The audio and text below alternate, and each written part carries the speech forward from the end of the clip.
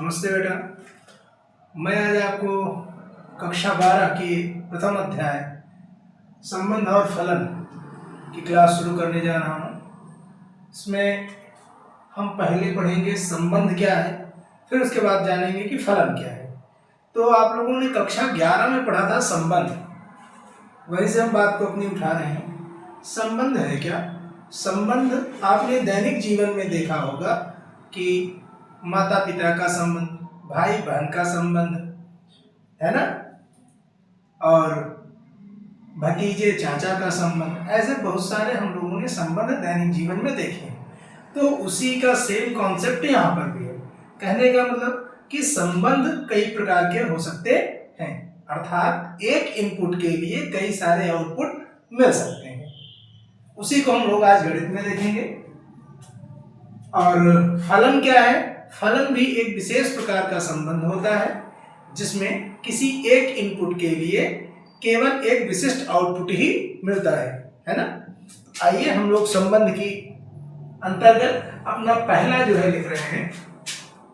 समझने के लिए अगर हम संबंध को देखें तो संबंध के लिए क्या है, एक इनपुट के लिए मान लो ये अपना ए समुच्चय है और ये बी समुच्चय है। ए और बी दोनों क्या है, अरिक्त समुच्चय है। ए में अपने पास 1 2 3 और बी में अपने पास है ए बी सी। अगर हमको संबंध बनाना है तो ए का संबंध ए से भी हो सकता है, एक का संबंध बी से हो सकता है, एक का संबंध सी से हो सकता है।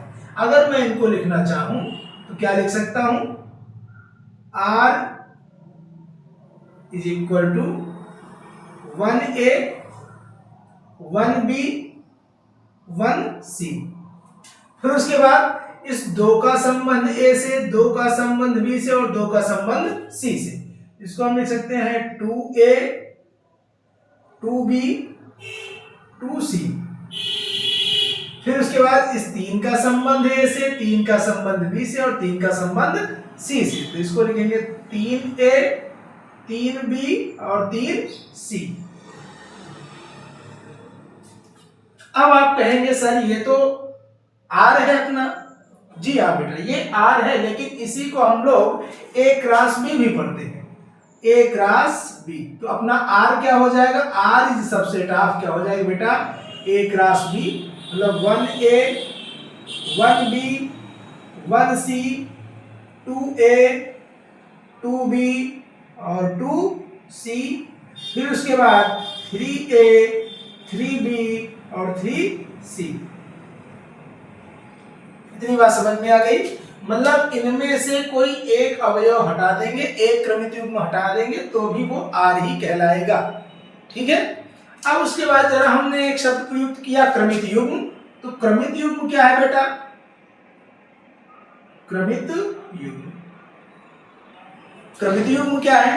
क्रमित युग्म समझे जरा, एक ऐसा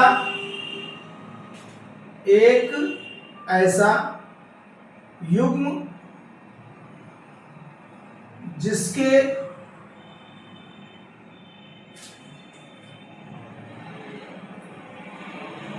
लिखने में एक निश्चित क्रम हो, एक निश्चित क्रम हो, निश्चित क्रम। ठीक है। अब यह निश्चित क्रम क्या होगा कि पहले अगर हम देखें बेटा एग्जांपल के तौर पर, ये अपना मूल बिंदु है, यहां से यहां तक की दूरी अगर हम देखें तो A, यहां से यहां तक की दूरी क्या हो गई बेटा, A। और ऊपर चले यहां से 0 से लेकर के यहां तक की दूरी क्या हो गई, B हो गई। अब इन दोनों को हम लोग कार्तीय तल पर ऐसे प्रदर्शित करते हैं। ये अपना जो बन गया बिंदु A, B। इसमें हम लोगों ने पहले क्या लिखा, एक लिखने का निश्चित क्रम है। वो लिखने का निश्चित क्रम है क्या कि पहले x अक्ष वाले बिंदु को लिखा गया है और फिर y अक्ष वाले बिंदु को, मतलब पहले भुज को लिखा गया है, फिर उसके बाद कोटि को प्रदर्शित किया गया है। तो ये अपने इस युग्म में लिखने का क्रम है कि पहले हम x अक्ष को लिखते हैं और फिर y अक्ष को लिखते हैं। यही एक निश्चित क्रम है और इसी को कहा जाता है क्रमित युग्म। एक ऐसा युग्म जिसमें वस्तुओं को या अवयवों को प्रदर्शित करने का एक निश्चित क्रम होता है, उसे हम क्या बोलते हैं? क्रमित युग्म। ठीक है, चले आगे लिख लीजिए, फिर हम लोग आगे चलते हैं।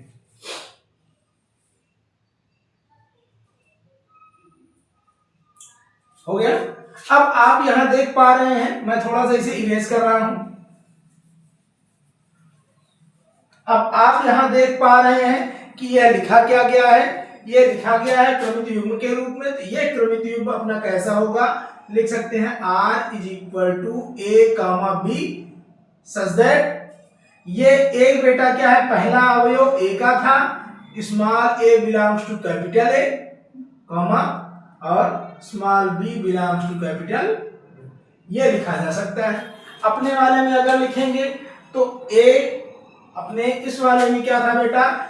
1 2 3 था और इस वाले में क्या था? A B C। अगर मैं इसको प्रदर्शित करना चाहूं R इज इक्वल टू क्या लिखेंगे?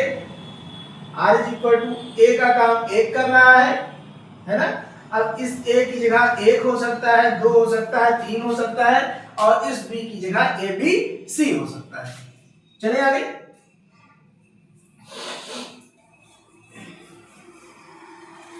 जहां ना समझ में आए आप लोग बताते चलिएगा।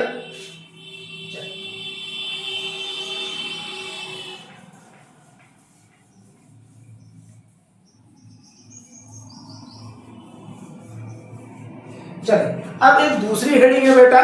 दूसरी हेडिंग क्या है? दो समुच्चयों का कार्तीय गुणन। दो समुच्चयों का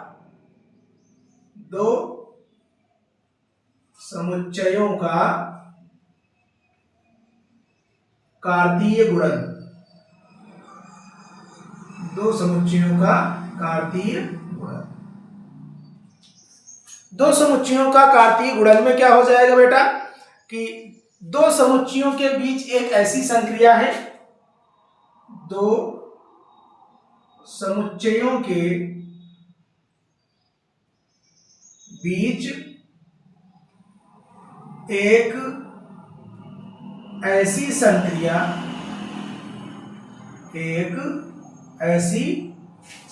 है, दो समुच्चयों के बीच एक ऐसी संक्रिया है जो उनके सभी संभावित क्रमित युग्मों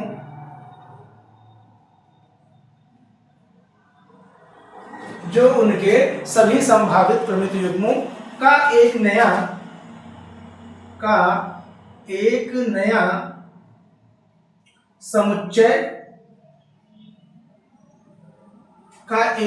समुच्चय बनाती है।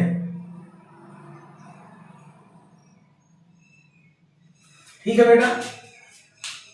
दो समुच्चयों का कार्तीय गुणन के अंतर्गत हमने क्या समझा कि दो समुच्चयों का कार्तीय गुणन क्या है? दो समुच्चयों के बीच एक ऐसी संख्या जो उनके सभी संभावित युग्मों का एक नया समुच्चय बनाती है। जैसे अभी हम लोगों ने देखा था 1a 1b 1c 2a 2b 2c अर्थात a क्रॉस b के सभी संभावित उपसमुच्चयों की संख्या। a cross b is equal to अगर a इज इक्वल टू हमने बनाया आपका 1 2 और b इज इक्वल टू बनाया a b, तो यहां से आपके पास क्या आ जाएगा? 1a 1b 2a 2b, यही आपका क्या बनेगा बेटा? a क्रॉस b बन जाएगा।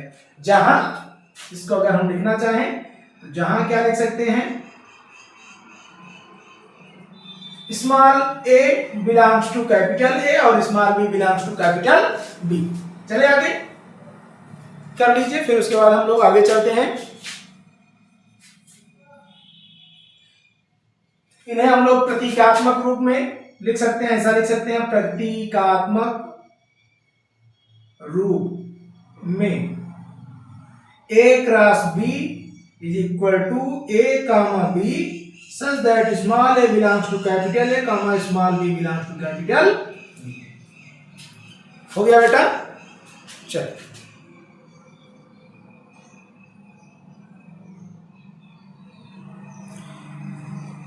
कुछ नोट लिखिएगा बेटा इसमें, प्रमुख नोट। नोट में क्या हो जाएगा? A cross B does not equal to B cross A, या दोनों कभी भी बराबर नहीं हो सकता है यदि A does not equal to B। दूसरा क्या हो जाएगा बेटा? A cross B is equal to B cross A, या तभी संभव है जब A is equal to B। हो गया? जहां नहीं है वहां पे आप सभी लोग कमेंट सेक्शन में अपने कमेंट लिखते रहिए, उसके बाद हम आगे चलें।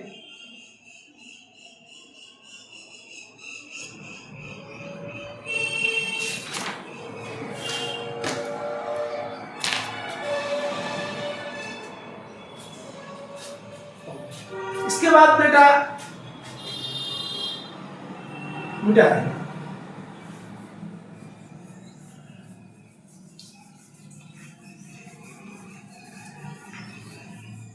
अब उसके बाद है कार्तीय गुणन में तत्वों की संख्या। कार्तीय गुणन में तत्वों की संख्या, तत्वों की संख्या।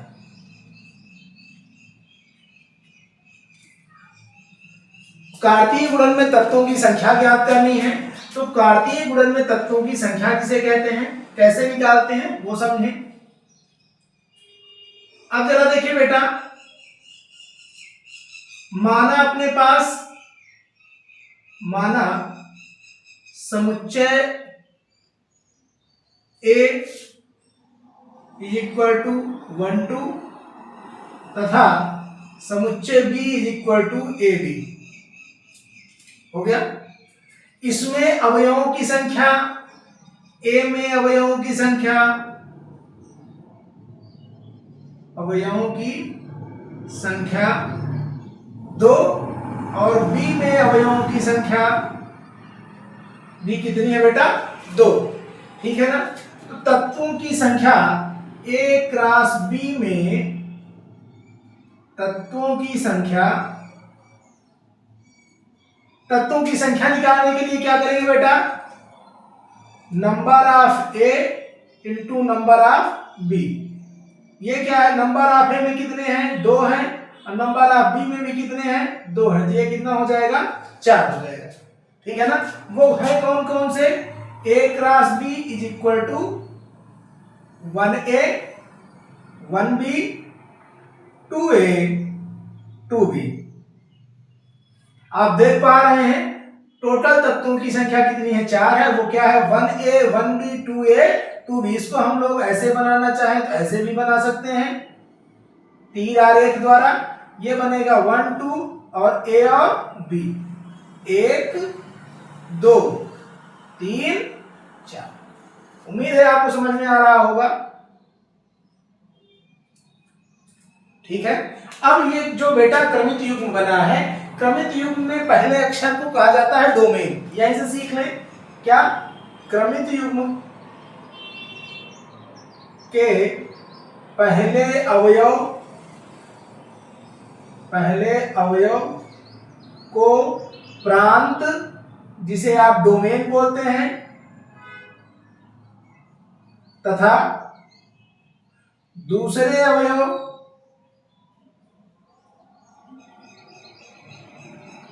को परिसर, या इसे ही आप परास बोलते हैं, अंग्रेजी में रेंज बोलते हैं।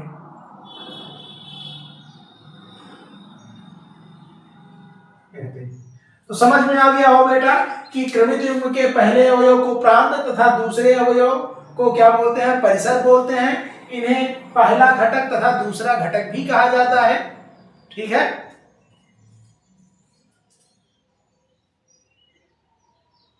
ठीक है बेटा।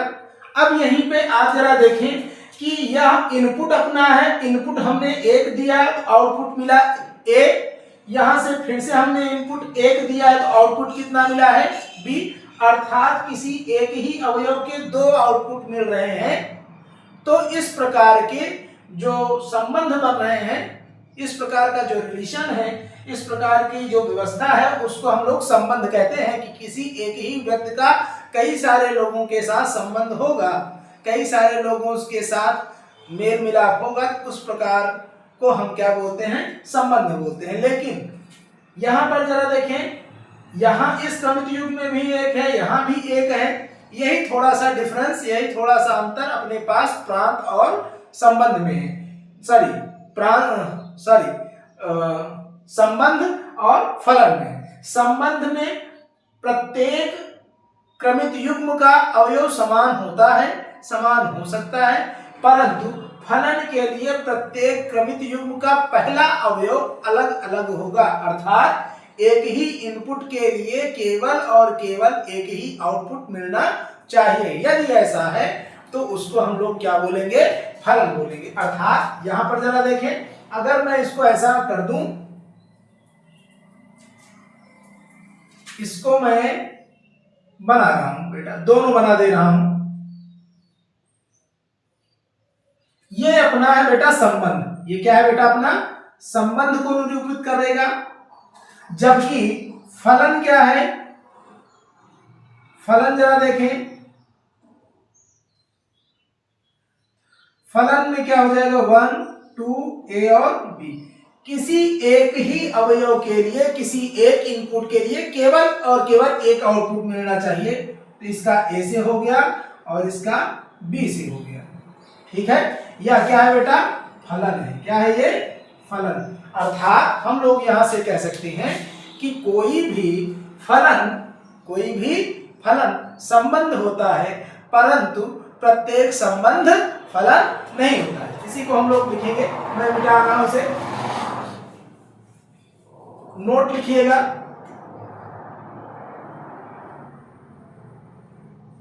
प्रत्येक फलन संबंध होता है,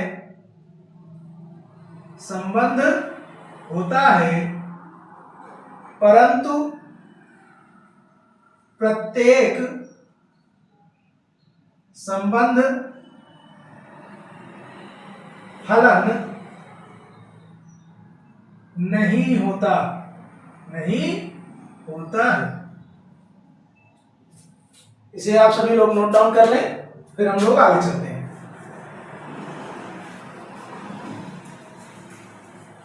एक अगला देखेंगे,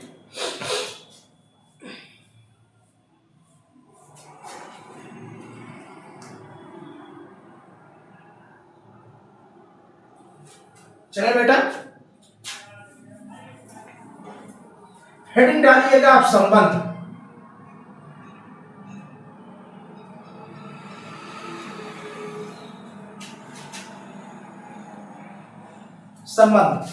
चले, माना ए तथा बी कोई दो अरिक्त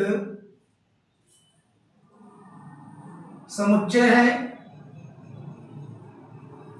तब ए से बी पर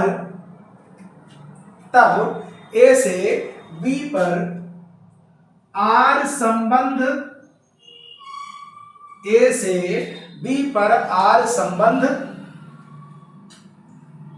ए क्रॉस बी का उप समुच्चय होगा। अर्थात R is subset of A cross B, अर्थात R is subset of A cross B। चले बेटा, A is equal to 1 2 और B is equal to AB हो जाए तो इसका A क्रॉस B हम लोग निकालेंगे बेटा, तो आएगा 1A 1B 2A 2B यह आपका ए क्रॉस बी है और यही आपका है R is subset of A cross B. ये बनेगा 1A 1B 2A 2B। उम्मीद है आपको समझ में आ रही होगी बातें। एक ही उदाहरण से हम लोग सारे एक्सरसाइज को कंप्लीट कर लेंगे। चले आगे।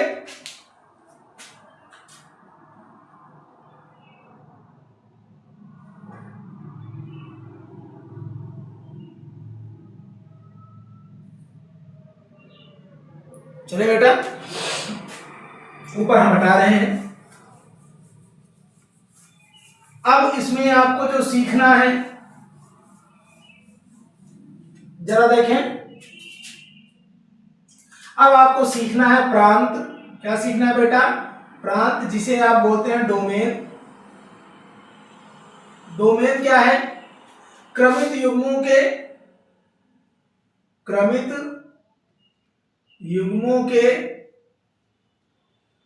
पहले अवयव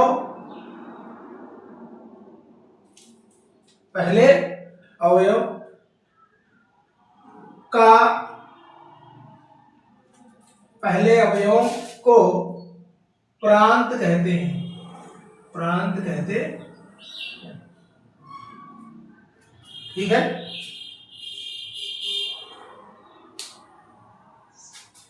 हो गया बेटा। अब यहीं पे आप लिखिएगा परिसर। परिसर मतलब बेटा होता है रेंज, और रेंज क्या है? क्रमित युग्मों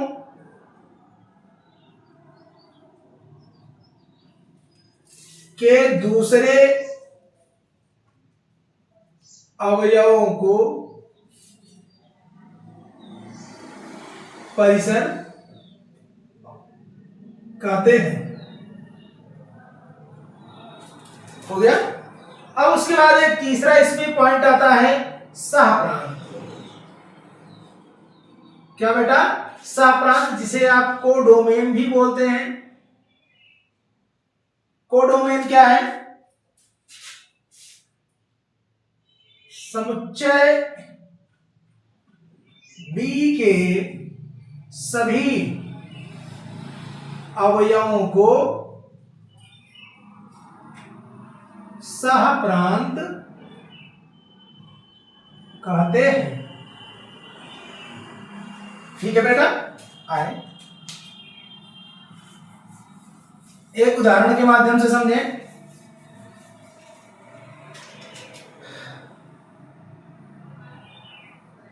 ये आपका समुच्चय ए हो गया और ये आपका समुच्चय बी हो गया। अब समुच्चय ए में हमने लिखा 1 2 3। समुच्चय बी में हमने लिखा ए बी सी डी और ई। ठीक है, अब जरा देखें, इसका संबंध इससे बना, 2 का संबंध सी से बन गया और डी का संबंध किससे बन गया? ई से बन गया। अगर मैं इसका आर बनाऊं बेटा, आर क्या बनेगा अपना? आर बनेगा आपका 1A 2C 3E। हो गया। तो इसमें जो प्रांत होगा बेटा, प्रांत मतलब डोमेन जो होगा, डोमेन होगा आपका 1 2 3। परिसर क्या होगा आपका? रेंज जिसे आप कहते हैं, रेंज होगा आपका ए सी ई। ठीक है, और सहप्रांत जिसे आप बोलते हैं कोडोमेन, ये क्या हो जाएगा आपका? A B C D E. ये पूरा आपका कहलाएगा कोडोमेन। अर्थात जिनके जिनके साथ संबंध बन रहा है वो कहलाएंगे समुच्चय बी के वह अवयव जिनके साथ समुच्चय ए के अवयवों का संबंध बन रहा है वो कहलाएंगे आपके परिसर। और समुच्चय बी का पूरा सेट जितना भी है, ए बी सी जितना भी अवयव है, ये सभी कुछ कहलाएगा आपका सहप्रांत। ठीक है, चलें आगे।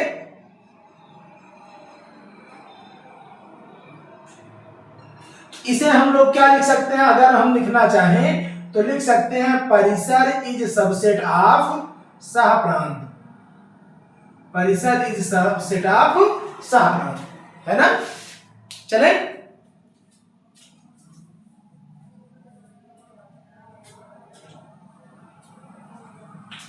हो गया बेटा। उसके बाद हम लोग सीखेंगे संबंधों की कुल संख्या। क्या सीखेंगे, संबंधों की कुल संख्या। हटा दें,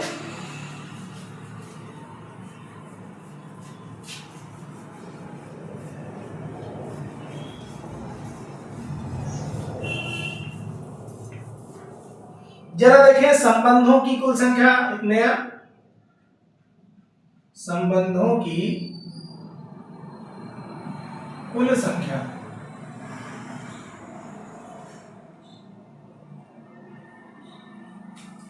संबंधों की कुल संख्या।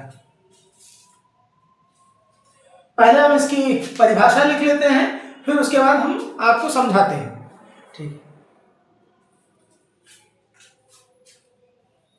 संबंधों की कुल संख्या, यदि ए और बी दो अरिक्त समुच्चय हैं,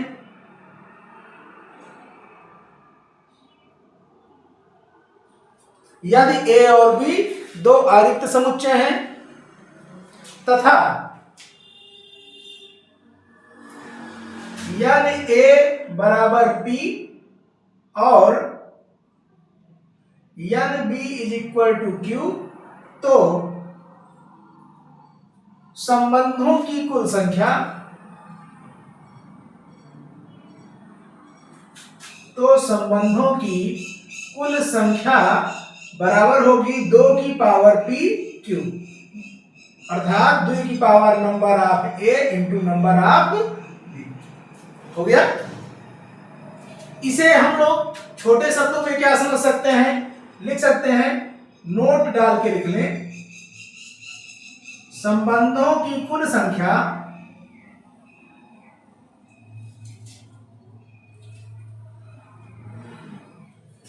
बराबर ए क्रॉस बी के क्रमित युग्मों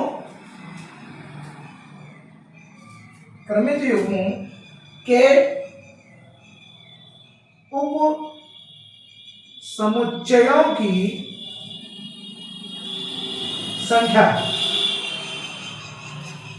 संबंधों की कुल संख्या बराबर ए क्रॉस बी के क्रमित युग्मों की उप समुच्चयों की संख्या। आज जरा देखते हैं एक एग्जांपल के माध्यम से। अगर आपके पास समुच्चय ए है और इसमें अवयवों की संख्या 1, 2 और समुच्चय बी है जिसमें अवयवों की संख्या a, b, तो इसका हम लोग a क्रॉस b निकालते हैं। a क्रॉस b जो अपने पास आता है वो आएगा number of a into number of b, ये हो जाएगा 2 गुणे 2 बराबर कितना बेटा, 4। और वो 4 कौन कौन से होंगे उनको हम जरा देखते हैं। ये 4 होंगे कौन कौन से, ये बनेगा 1a 1b 2a 2b। हो गया, चले आगे। अब उसके बाद संबंधों की कुल संख्या, संबंधों की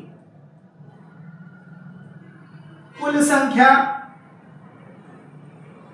क्या हो जाएगी, 2 की power number of A into number of B. ये क्या हो जाएगा, 2 की power number of A number of B हम लोगों ने निकाला है, A cross B number of A into number of B कितना आया है, 4। तो ये बनेगा 2 की पावर 16। कितनी, सॉरी ये कितना बन जाएगा, 16। इतनी बात समझ में आ गई होगी। अब हम लोग सीखेंगे कि ये 16 कौन कौन से अवयव बनेंगे। ठीक है, ऊपर मैं गैस कर रहा हूं।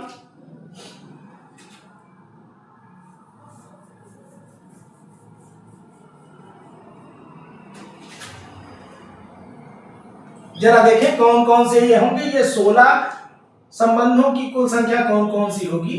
संबंधों की कुल संख्या एक तो होता है 5, जिसे आप समझते हैं, है ना।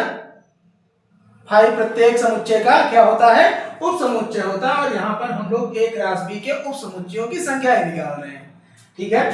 फिर उसके बाद और अपने पास ये है क्या बेटा, अपने पास टोटल नंबर तो यही है 1 2 3 4 है ना, तो हम लोग एक हो गया फाइव। दूसरा क्या बनेगा 1a, फिर 1b, फिर 2a, फिर 2b हो गया। फिर उसके बाद ये था बेटा एक एक अवयव, एक एक क्रमित युग्म। अब हम लेंगे दो दो क्रमित युग्मों को एक साथ लिखेंगे। ये बनेगा 1a 1b, फिर बनेगा 1a 2a, फिर उसके बाद बनेगा बेटा 1a 2b, 1a 2b हो गया। फिर उसके बाद अब a के साथ सारे क्रमित युग्म हो गए। अब उसके बाद हम b को लेंगे 1b 2a, फिर उसके बाद 1b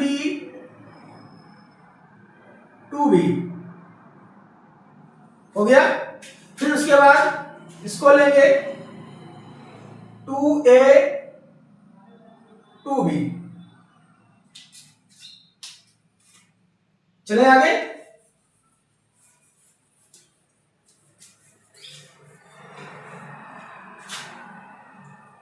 चलो हो गया। पहले सबसे पहले हमने लिखा फाइव प्रत्येक समुच्चय का उपसमुच्चय होता है। फिर एक एक क्रमित युग्मों को लेकर के, फिर दो दो क्रमित युग्मों को लेकर के सेट बनाया। अब उसके बाद हम लोग तीन तीन क्रमित युग्मों को लेकर के सेट बनाएंगे।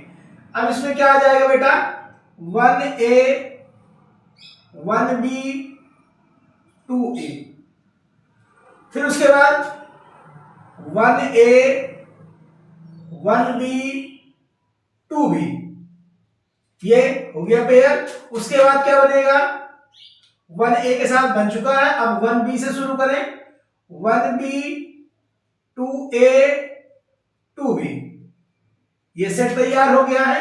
अब उसके बाद बेटा हम लोग बनाते हैं कि जिसमें ये वाले ना हो, आप बनाएंगे हम लोग 2a 2b 1a, क्या बन चुका है क्या 2a 2b 1a, क्या बनाएंगे बेटा 2a 2b 1a हो गया। और एक अब जो है बनेगा जिसमें चारों ये उपसमुच्चय शामिल होंगे, चारों क्रमित युग्म शामिल होंगे। तो 1a 1b 2a 2b हो गया। अब जरा इन्हें काउंट करके देखें, क्या आपके 16 क्रमित युग्म बन चुके हैं, 16 सेट्स बन चुके हैं। 1 2 3 4 5 6 7 8 9 10 11 12 13 14 15 और ये 16। तो उम्मीद है आपको समझ में आया होगा संबंधों की कुल संख्या हम लोग निकालते कैसे हैं। अभी तक केवल हम लोग फार्मूला ही रख करके समझते थे, लेकिन अब जो है हमें उनको प्रदर्शित करना होगा, तो हम लोग प्रदर्शित करने का तरीका भी समझ चुके हैं। ठीक है, कर लीजिए। फिर उसके बाद हम लोग नया टॉपिक लेते हैं इसके आगे।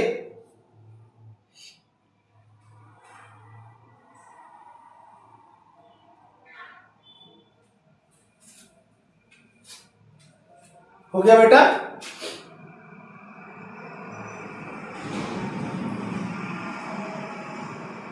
चलो। अब उसके बाद हम लोग देखेंगे इसी में बेटा क्या है व्युत्क्रम संबंध। क्या है व्युत्क्रम संबंध। व्युत्क्रम संबंध क्या है बेटा, अभी तक हम लोग समझते थे यदि समुच्चय ए और बी अरिक्त समुच्चय है,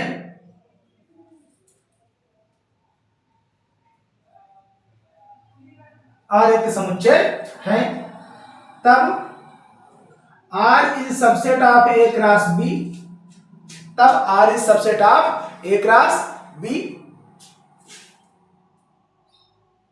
हो तो R is equal to such that A comma B such that small a belongs to capital A comma small b belongs to capital B। हो गया।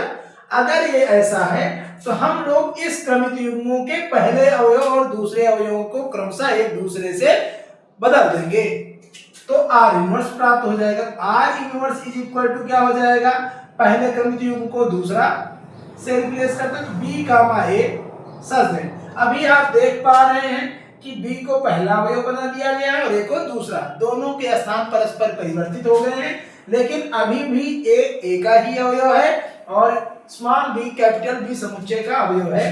तो इसको हम लोग लिखेंगे B belongs to B comma small a belongs to capital A। अगर आप इसको परिवर्तित करना चाह रहे हैं तो परिवर्तित करें, अन्यथा आप इसको A और ऐसे भी लिख सकते हैं, इसमें कोई आपको समस्या नहीं होगी। इतनी बात आपको समझ में आई होगी, ठीक है, नोट डाउन कर लें।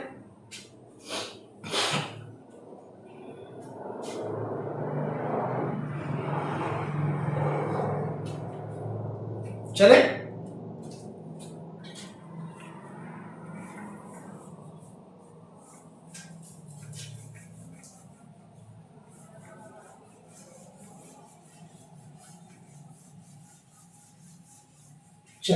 हम लोग थोड़ा सा आगे देखते हैं। इसी में अब एक है प्रूफ करने के लिए मोस्ट इंपॉर्टेंट में डालिएगा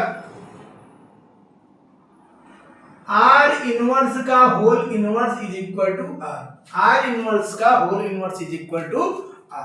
बेटा हम जानते हैं, LHS चलेंगे,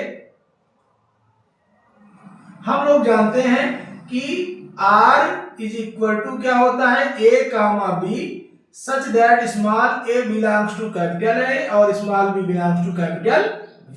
ठीक है, अब उसके बाद इसका R इनवर्स निकालें। R इनवर्स निकालने के लिए हम लोग क्या करते हैं, पहले और दूसरे अवयवों को क्रमशः एक दूसरे से बदल देते हैं। तो ये बनेगा B comma A such that small b belongs to capital B comma small a belongs to capital A। फिर से पुनः इस वाले का हम लोग फिर से R इनवर्स निकालेंगे। R इनवर्स इसका होल इनवर्स हो जाएगा, तो यहाँ पे क्या हो जाएगा, फिर से इसके क्रम बदलेंगे। A comma B such that small a belongs to capital A और small b belongs to capital B हो गया। अब आप इस पहले वाले को देखें और इस लास्ट वाले को देखें, ये दोनों में क्रमित युग्म में पहला घटक A दूसरा घटक B है, दोनों एक जैसा है, तो लिख सकते हैं इसको। आप चाहें तो समीकरण भी बना सकते हैं। यहां आप लिखें पहले तथा तीसरे से क्या हो जाएगा, R इनवर्स का whole inverse is equal to R। उम्मीद है आपको सॉल्यूशन पसंद आ रहे होंगे और आपकी क्लास आज से गतिमान है, तो आप अपने इष्ट मित्रों और साथी सहपाठियों से इस विषय में चर्चा करें और उन्हें इस YouTube चैनल को सब्सक्राइब करने के लिए प्रेरित करें। हम लोग आगे चलते हैं, इसको आप लिख लीजिए, तब तक अगला टॉपिक।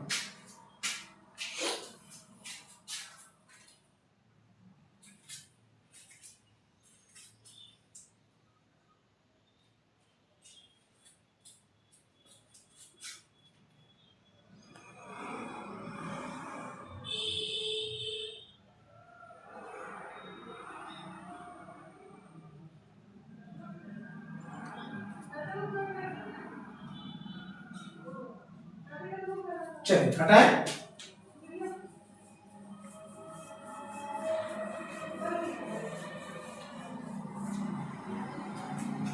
तत्समक संबंध,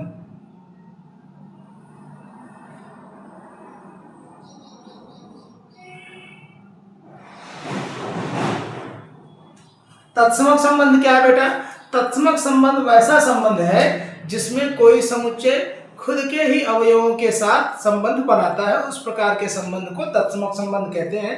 हम लोग इसकी परिभाषा लिख लेते हैं, फिर उसके बाद इसे समझने का प्रयास करते हैं। ठीक है ना। लिखिए, माना ए कोई अरिक्त समुच्चय है, माना ए कोई अरिक्त समुच्चय है, माना ए कोई अरिक्त समुच्चय है, तब ए पर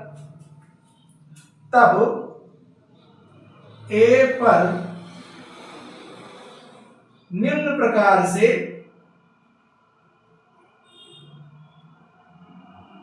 परिभाषित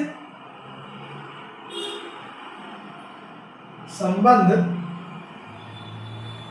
निम्नलिखित प्रकार से परिभाषित संबंध को तत्समक संबंध कहते हैं।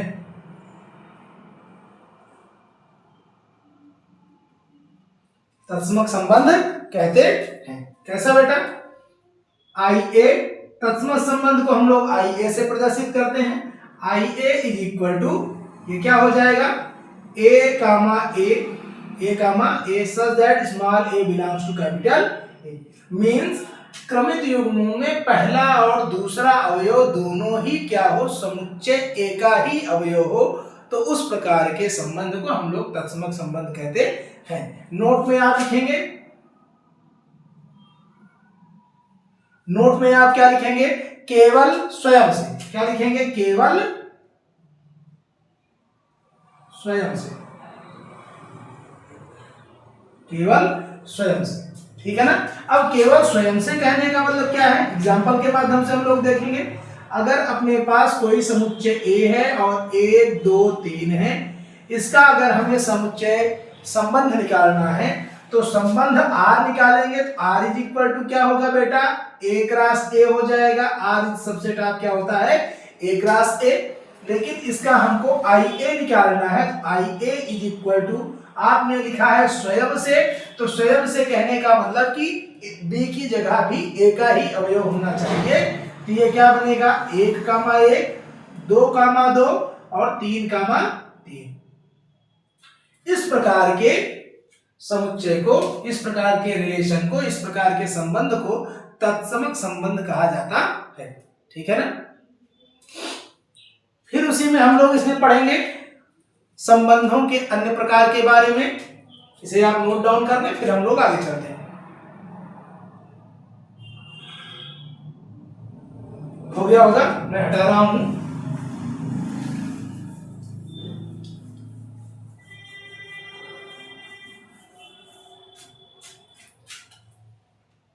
संबंधों के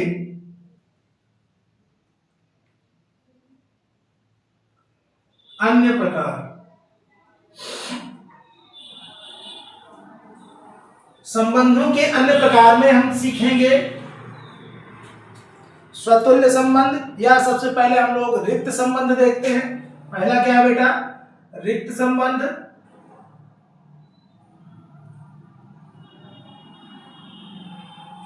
रिक्त संबंध, आप लोगों ने रिक्त समुच्चय सुना होगा। रिक्त समुच्चय उसे कहते हैं जिसमें एक भी अवयव नहीं होता। इस प्रकार के संबंध को हम लोग क्या कहते हैं, रिक्त संबंध। ऐसा संबंध जिसमें एक भी अवयव ना हो, उस प्रकार के संबंध को हम लोग क्या बोलते हैं, रिक्त संबंध। लिख लें, माना ए व बी दो अरिक्त समुच्चय हैं, माना ए व बी दो अरिक्त समुच्चय हैं, अरिक्त समुच्चय है, तथा आर ए व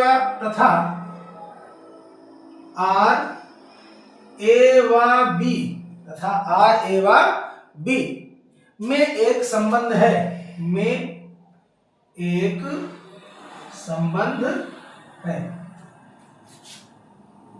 में क्या है बेटा, संबंध है। तब संबंध आर रिक्त संबंध कहलाता है, रिक्त संबंध कहलाता है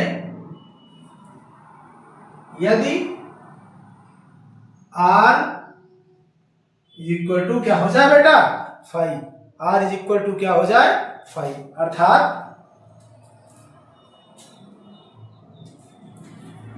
ठीक है ना। एग्जाम्पल के देखेंगे, a इज इक्वल टू 1 2 3 और b इज इक्वल टू क्या आ जाए 4 और 5, ठीक है। तब a माइनस बी अगर हम इसका निकालें, क्या निकालें बेटा, a माइनस बी, ठीक है। तो r इज इक्वल टू अगर मैं निकालना चाहूं इसको, तो r is equal to a minus B such that एक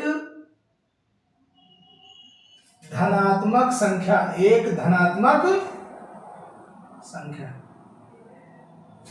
ये जरा देखिए, एक धनात्मक संख्या प्राप्त होगी क्या। एक धनात्मक संख्या प्राप्त होने के लिए हम क्या करें, इस प्रतिबंध को ऊपर वाला संतुष्ट करना चाहिए। तो r इज इक्वल टू क्या हो जाएगा, a का कोई भी एक अवयव लें और b से कोई एक अवयव लें, इन दोनों को हल करेंगे, सॉल्व करेंगे तो आएगा -3, जो कि एक धनात्मक संख्या नहीं है, एक ऋणात्मक संख्या प्राप्त होती है, जो दिए गए कथन को,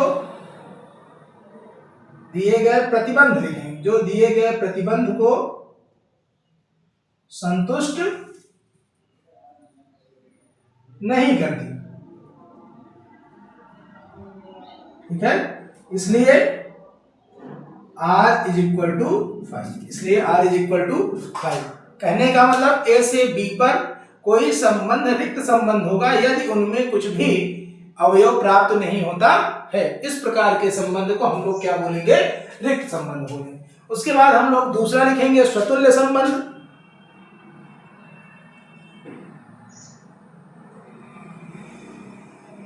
ठीक है बेटा, चलिए दूसरा आपकी बुक में दिया गया है सार्वत्रिक संबंध। क्या दिया गया बेटा, सार्वत्रिक संबंध।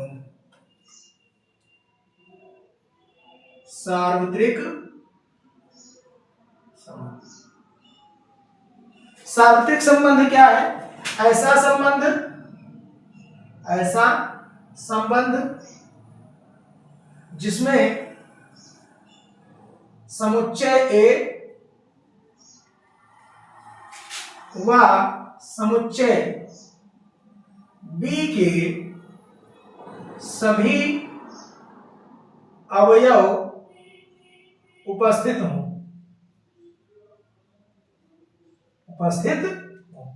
ठीक है।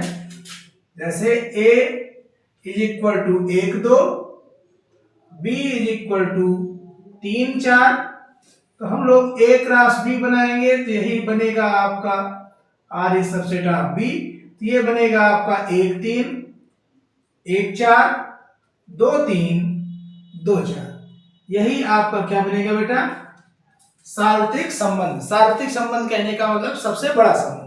तो हम लोग देखेंगे, नोट लिखेंगे, संबंध में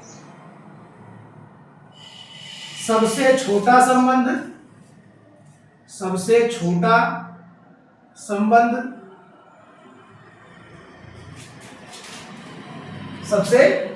संबंध तत्समक संबंध,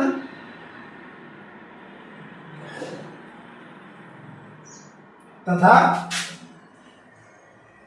सबसे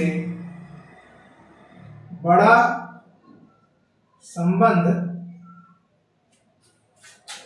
सार्वत्रिक संबंध या तुल्यता संबंध, या तुल्यता संबंध होता है। अभी इसकी चर्चा हम लोग करते हैं कि यह तुल्यता संबंध है क्या। चले बेटा लिख लीजिए, फिर आगे चलते हैं।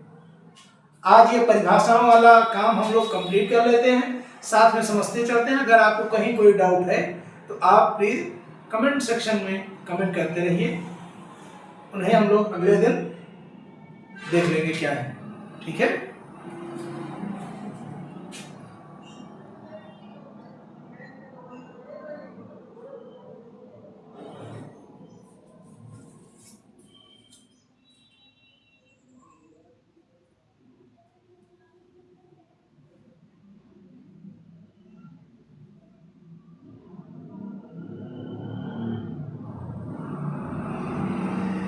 चलो हो गया, इरेज कर रहा हूं।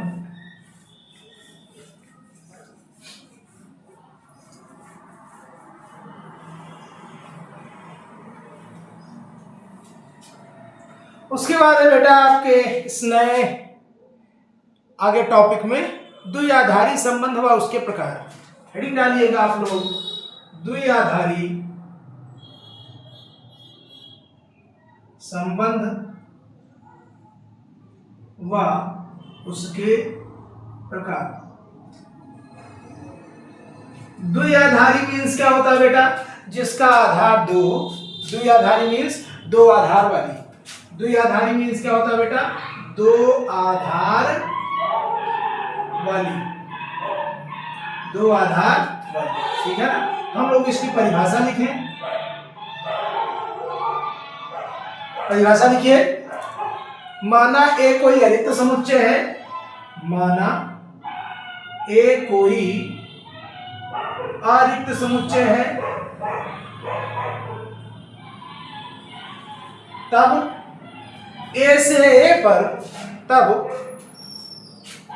समुच्चय ए से ए में ही परिभाषित, ए से ए में ही परिभाषित कोई संबंध आर, कोई संबंध आर द्विआधारी संबंध कहलाता है।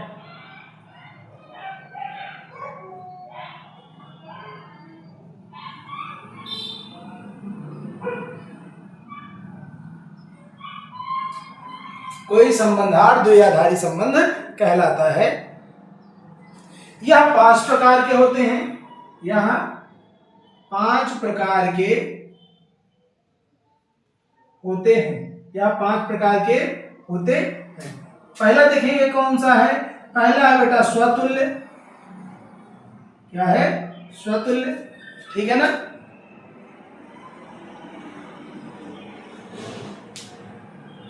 स्वतुल्य मीन्स होता है, स्व मीन्स होता है स्वयं, तुल्य मीन्स तुलना। ऐसे में, ऐसे संबंध में कोई समुच्चय है तो उसका खुद के ही अवयवों के साथ तुलना होता है, तो उसे हम लोग स्वतुल्य संबंध कहते हैं। मतलब एक ऐसा संबंध जिसका किसी समुच्चय के अवयवों से खुद के ही समुच्चयों के अवयवों के साथ तुलना हो, अर्थात क्रमित युग्म बनते हैं, संबंध बनते हैं, तो उस प्रकार के संबंध को हम लोग स्वतुल्य संबंध कहते हैं। इनकी डिफिनीशन लिख लें, फिर हम आपको बेहतर तरीके से समझाते हैं। माना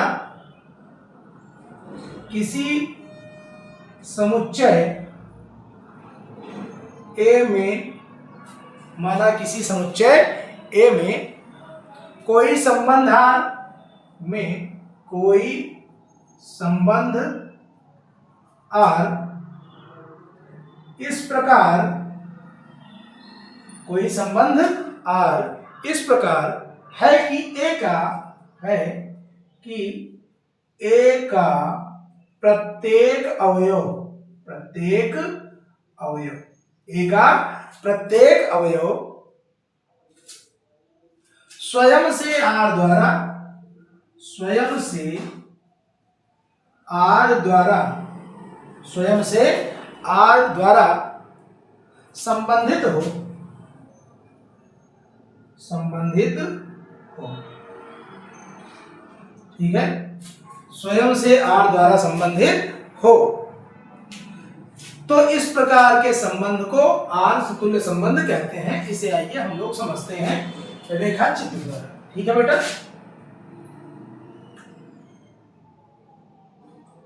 चले जरा देखें, यहां पर हम लोग एक उदाहरण लेते हैं और इसको समझने का प्रयास करते हैं। एग्जाम्पल देखें। एग्जाम्पल में अपने पास a इज इक्वल टू क्या है बेटा? 1 2 3, ठीक है ना। स्वतुल्य संबंध की बात कर रहा है, तो संबंध हम लोगों ने पढ़ा था, संबंध सदैव दो व्यक्तियों के बीच में होता है, दो अवयवों के बीच में होता है। तो अभी तक हम लोगों ने R is subset of A cross B पढ़ा था, तो अब इस बी की जगह यहां पर क्या है, ए से ए में ही परिभाषित हो, ध्यान दीजिए, ए से ए में ही परिभाषित हो, तो यहां पर R is subset of A cross B नहीं, इस बी की जगह क्या हो जाएगा, ए हो जाएगा। इतनी बात समझ में आ रही, हम लोग इसको निकालेंगे तो क्या निकलेगा, ये 1 2 3 फिर क्रॉस 1 2 3, समझ में इतनी बात आ रही होगी। इसको हम बनाएंगे तो ये क्या बनेगा, 1 1 1 2 1 3 2 1 2 2 2 3, फिर उसके बाद 3 1 3 2 और 3 3। इस प्रकार का जो भी क्रमित युग्म मिलेगा उसे हम लोग क्या बोलेंगे, स्वतुल्य संबंध। ठीक है, अब इसमें देखें, स्वयं से ए समुच्चय ए के अवयवों का समुच्चय ए के अवयवों के साथ ही संबंध बन रहा है, इस प्रकार के संबंध को हम लोग स्वतुल्य संबंध बोलेंगे। ठीक है ना। थोड़ी सी ध्यान देने वाली बात है, कुछ बच्चे पूछेंगे कि सर स्वतुल्य संबंध और तत्समक संबंध में क्या अंतर है। तो स्वतुल्य संबंध और तत्समक संबंध में बस इतना सा अंतर है कि जो स्वतुल्य संबंध होता है, अभी हमने आपको ये ऊपर वाला मैं इरेज कर रहा हूं बेटा,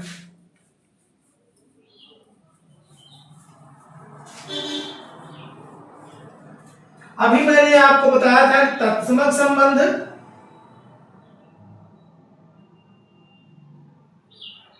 तत्समक संबंध केवल स्वयं मतलब उसमें जो क्रमित युग्म में बनेगा पहला अवयव और दूसरा अवयव एक जैसा ही होगा, उसके अतिरिक्त नहीं। जबकि स्वतुल्य संबंध, जबकि क्या है, स्वतुल्य संबंध में केवल स्वयं प्लस अन्य, केवल स्वयं प्लस अन्य अवयव। समझ में इतनी बात आ रही है।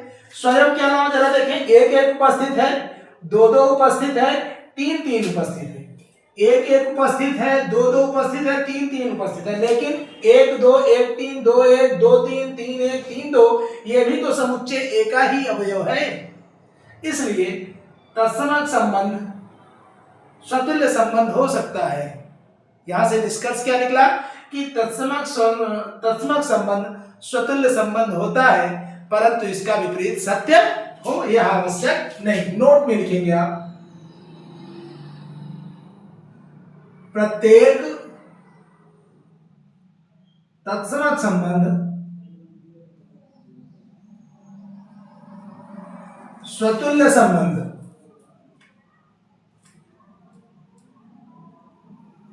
होता है, परंतु प्रत्येक स्वतुल्य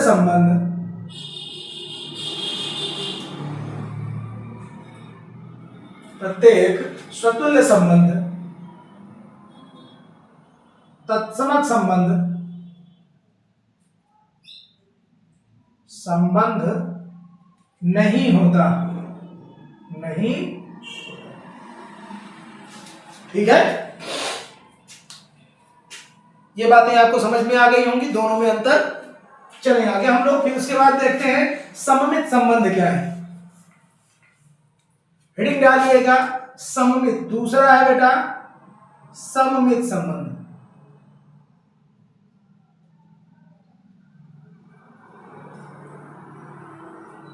सममित संबंध ठीक दर्पण के जैसा काम करता है, जैसा आप हैं ठीक वैसा ही दूसरा वाला, अर्थात जैसा संबंध पहले का दूसरे से है ठीक वैसा ही संबंध दूसरे का पहले अवयव के साथ होना चाहिए।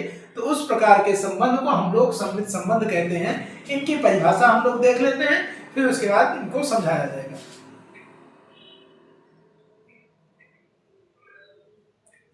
ठीक है, चले। इसमें थोड़ा सा एक छूटा रह गया, जैसे स्वतुल्य संबंध में है तो आप लोग लिख सकते हैं small A belongs to capital A for every, small A belongs to capital A for every small A belongs to capital. चले आगे।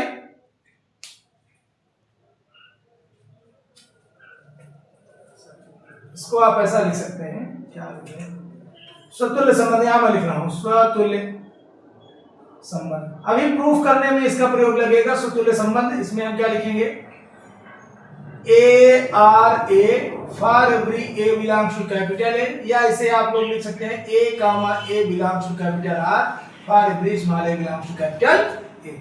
ठीक है, दूसरा चले,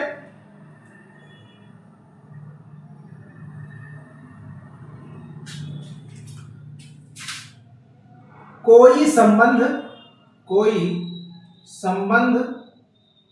आर सममित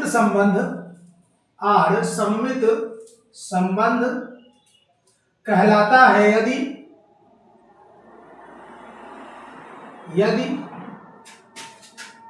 ए R B implies that B R A. हो गया, for every A comma B belongs to capital R, A का sorry capital A comma B belongs to capital. ठीक है, देखते हैं ये क्या है। इसको दूसरे में या आप ऐसे भी लिख सकते हैं, A comma B belongs to R implies that B comma A belongs to capital R for every A comma B belongs to capital. चले बेटा, मतलब किसी भी संबंध में ए कामा बी उपस्थित है तो बी कामा ए अनिवार्य रूप से उपस्थित होना चाहिए। नोट, यदि संबंध आर में ए कामा बी उपस्थित है तो अनिवार्य रूप से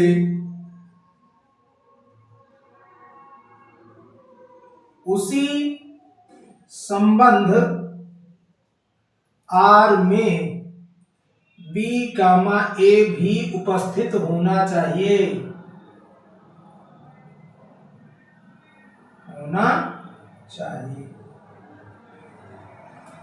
ठीक है। चलिए बेटा आगे एग्जाम्पल इसमें जरा देखेंगे क्या हो जाएगा। एग्जाम्पल में अगर मैं लिखूं x is perpendicular to y, x is perpendicular to y, तब इसे हम क्या लिख सकते हैं, y is perpendicular to x। भाई अगर ये x है और ये y, ये अपना है x, ये है क्या है y, x y के ऊपर परपेंडिकुलर है तो y भी तो x के ऊपर परपेंडिकुलर है। इसीलिए कहा जा रहा है कि ठीक वैसा जो संबंध a से b में बन रहा है ठीक वही संबंध b से a में बनना चाहिए, तब उसको हम लोग सममित संबंध कहते हैं। चले ऊपर में हटा रहा हूं।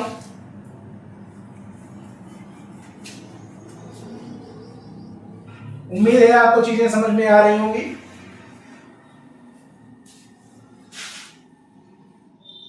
चले बेटा एक अगला डालिएगा प्रतिसम्मित संबंध।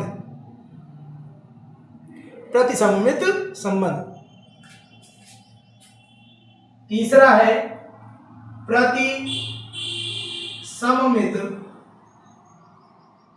संबंध। संबंध आर प्रतिसम्मित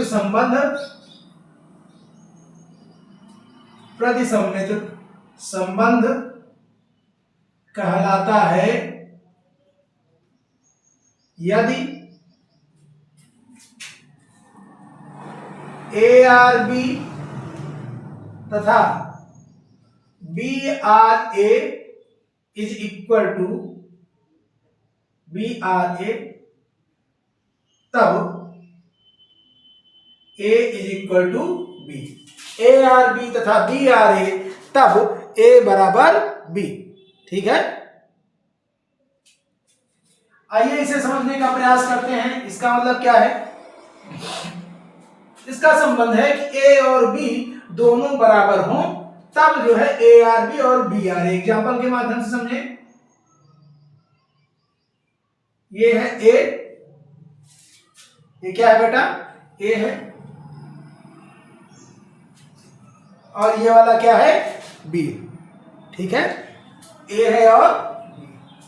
तो यहां क्या कर दें, 1 2 3, और यहां पर भी क्या हो जाए, 1 2 3। ए का 1 से संबंध, बी का बी से संबंध और सी का सी से संबंध, अर्थात 1 का 1 से संबंध, 2 का 2 से संबंध और 3 का 3 से संबंध हो, तो यहां से मैं इसको बोल सकता हूं A is subset of B तथा B is subset of A, हो सकता है। और जब A is subset of B, B is subset of A का प्रत्येक अवयव बी के बराबर है और बी का प्रत्येक अवयव ए के बराबर है, तब इसे हम लोग कह सकते हैं ए बराबर बी। ए बराबर बी। उम्मीद है आपको समझ में आया होगा। चलिए,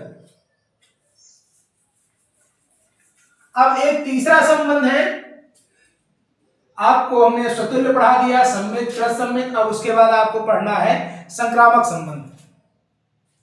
क्या लिखे बेटा, चौथा है संक्रामक, या कहीं कहीं संक्रमक भी लिखते हैं, संबंध।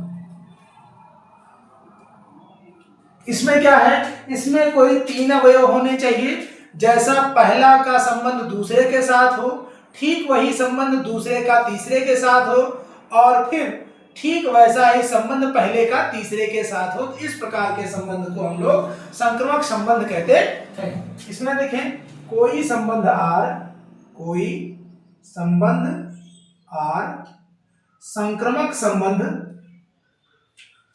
संक्रमक संबंध कहलाता है यदि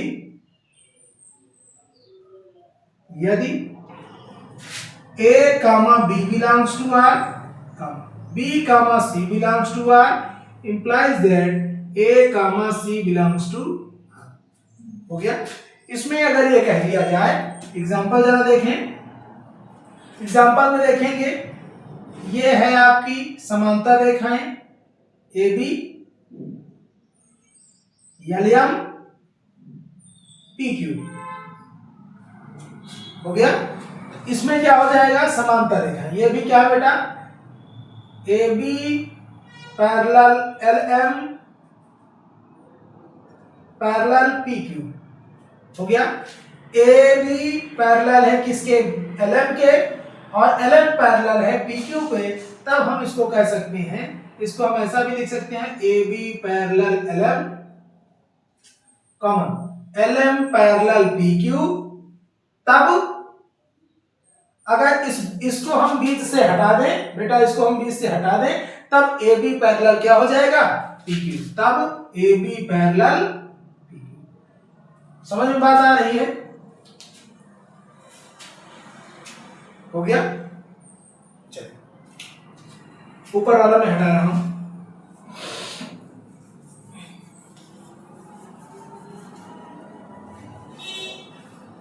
अब उसके बाद हम लोग जरा देखते हैं एक पांचवा इसका प्रकार, पांचवा प्रकार है तत्समक संबंध।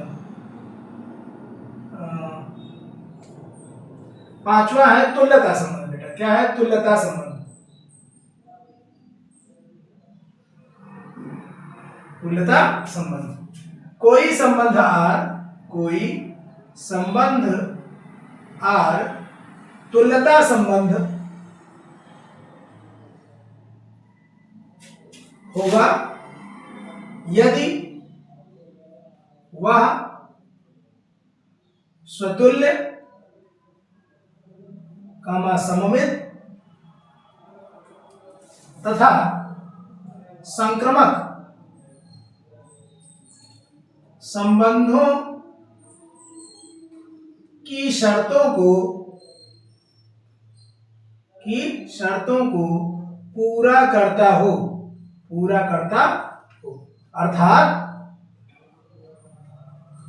अर्थात पहला A R A for every small A belongs to capital A. दूसरा है ए, इसको हम दूसरे शब्दों में भी लिख सकते हैं, या A comma A belongs to R for every small A belongs to capital A. ठीक है। इसको लिख सकते हैं A R B implies that B R A for every A comma B belongs to A। इसको भी दूसरे शब्दों में हम लोग क्या लिख सकते हैं, या A comma B belongs to R implies that B comma A belongs to R for every A comma B belongs to capital। तीसरा अपने पास है संक्रमक संबंध। ये तो है आपका स्वतुल्य, ये है आपका सममित और ये है आपका संक्रमण। ये क्या हो जाएगा, A R B comma B R C implies that A R C, या यहां पर लिख लें for every A comma B comma C belongs to capital A, और यहां पर क्या लिखेंगे, A comma B belongs to R comma B comma C belongs to R implies that A comma C belongs to capital R for every A comma B comma C belongs to capital A। अगर यह तीनों शर्तों को पूरा करता है कि ऐसा संबंध हो, असुतुल्य संबंध भी हो, तत्समक संबंध भी हो और संक्रमक संबंध भी हो, इन तीनों कसौटियों को यदि वह पूरा करता है तो वह तुल्यता संबंध कहलाएगा, अन्यथा तुल्यता संबंध नहीं कहलाएगा। इन तीनों में से किसी भी एक प्रॉपर्टी को यदि वह होल्ड नहीं करता है तो वह तुल्यता संबंध की श्रेणी में नहीं आएगा। उम्मीद है आपको आज की ये क्लास पसंद आई होगी। अगर क्लास पसंद आई है तो प्लीज चैनल को लाइक, सब्सक्राइब और शेयर करें। अपने दोस्तों को, अपने चाहने वालों को भी इस लिंक को शेयर करें। बहुत बहुत धन्यवाद। जय हिंद।